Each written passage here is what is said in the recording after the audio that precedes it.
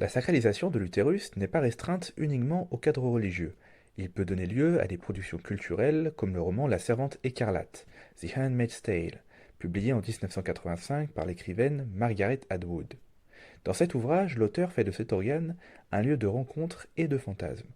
En effet, le roman dévoile l'histoire imaginaire d'un régime totalitaire nommé la République de Gilead, qui remplace la démocratie américaine. Ce régime est marqué par la domination de la religion sur la politique. Son œuvre se diffuse dans le monde entier avec plus de 8 millions d'exemplaires écoulés en version anglaise, et est même adaptée au cinéma et à la télévision. Cette fiction, acclamée par la critique, permet d'éveiller les consciences et suscite de nombreux débats sur le féminisme, particulièrement aux États-Unis. Dans cet univers, le taux de natalité est extrêmement faible et la stérilité touche un grand nombre de femmes. Les seules femmes encore fertiles sont au service de la société. Leur utérus est utilisé comme appareil de reproduction à la chaîne pour les familles qui ne peuvent avoir d'enfants. Cette catégorie sociale, dont le rôle est la reproduction humaine, est caractérisée par son habit, une robe écarlate rouge qui renvoie au sang féminin et qui donne son nom à ces femmes, servantes écarlates. L'histoire est marquée par le regard que l'héroïne porte sur ce qu'elle traverse et la société dans laquelle elle évolue.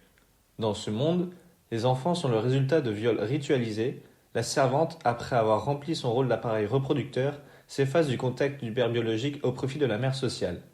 Elle ne constitue seulement qu'un organe à remplir, une machine à produire des enfants. Cet ouvrage fait l'objet d'une adaptation pour la télévision. June, dans la série, est au service de la famille des Waterford. Elle résume en quelques lignes ce qu'il advient du corps des servantes après qu'elles aient rempli leur rôle. Ma présence ici est illégale. Il nous est interdit de nous trouver en tête-à-tête avec les commandants. Notre fonction est la reproduction. Nous ne sommes pas des concubines, des geishas ni des courtisanes. Au contraire, tout a été fait pour nous éliminer de ces catégories. Rien en nous ne doit séduire. Aucune latitude n'est autorisée pour que fleurissent des désirs secrets. Nulle faveur particulière ne doit être exhortée par des cajoleries, ni de part, ni d'autre. L'amour ne doit trouver aucune prise. Nous sommes des utérus à deux pattes, un point c'est tout, vase sacré, calice ambulant. En effet, leur rôle consiste à fournir l'organe essentiel qui n'est plus fonctionnel chez les autres femmes. Elles sont mises au service de la société sans l'avoir choisi.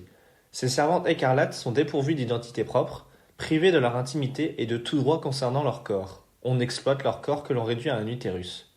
Le régime de Gilead s'approprie cette pièce autonome qu'elle détache de la personne sans considération pour sa propre vie. Cet organe est donc collectivisé et sacralisé par le régime pour son élite sociale.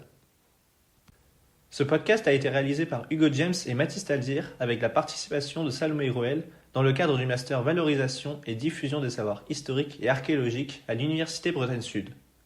Nous vous remercions de nous avoir écoutés jusqu'au bout et vous souhaitons une bonne continuation.